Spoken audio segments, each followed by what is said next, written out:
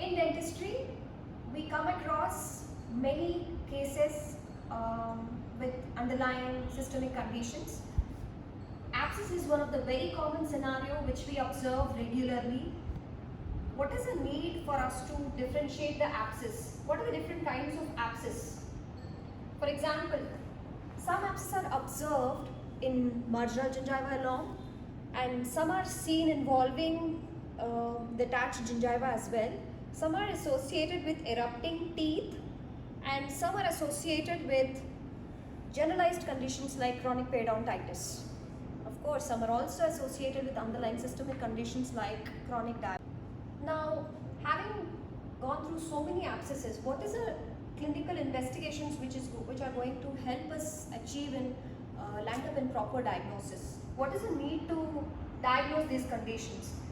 Like some might require root canal treatments, some might require excisions, some might require drainage, simple abscess drainage. So some might even deal with a curettage and further perio treatments. So now, for example, based on the locations, we have gingival abscess,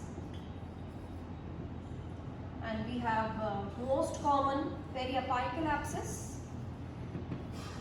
which might most of the times land up in root canal treatments, and another most important periodontal abscess, which is most of the time associated with tooth mobility and loss of attachment, and another frequent pericoronal abscess, which is most of the times associated with erupting tooth. So now, looking at periapical abscess, most of the times they require so-called root canal treatments. So coming to the root canal treatments, we need to understand the root morphologies as such. What are the different morphologies? What are the different anatomy, root anomalies? Like, for example, most of the times we have single-rooted tooth, and sometimes we have multi-rooted teeth. So coming to the single-rooted teeth, it is important to identify the number of canals in the root. It is not mandatory that we just have one root or one canal in one root, but sometimes we might also be having two canals or trifurcations. We might be seeing bifurcations and trifurcations as well. So similarly, in multi-rooted teeth, we have, most commonly we have 3 canals in multi-rooted teeth, but we might also have anomalies like C-shaped canals, and we might also have trifurcations and bifurcations. So for understanding the canalicular morphology, it is very essential for us to understand the Vertuse's classification, which was proposed by Vertuse, where he categorized the root morphologies, where he categorized the canal morphologies. So this helps him. Why do we need to understand the morphology of root canals? So that we can do a thorough BMP, biomechanical preparation. So whenever we need RCTs or whenever we land up in any of these clinical situations, the common investigation which we go for is RVG or IOPA.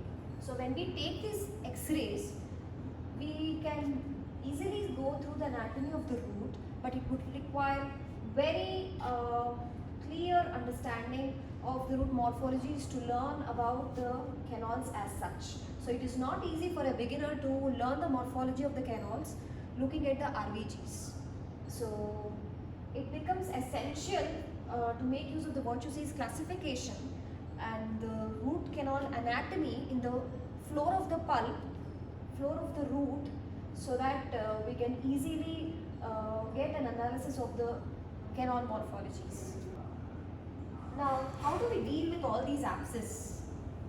How is the management going to be different? How is the treatment plan going to be different?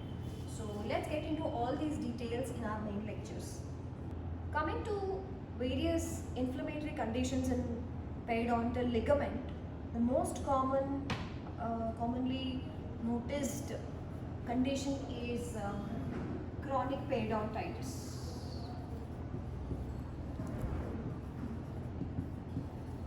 chronic periodontitis.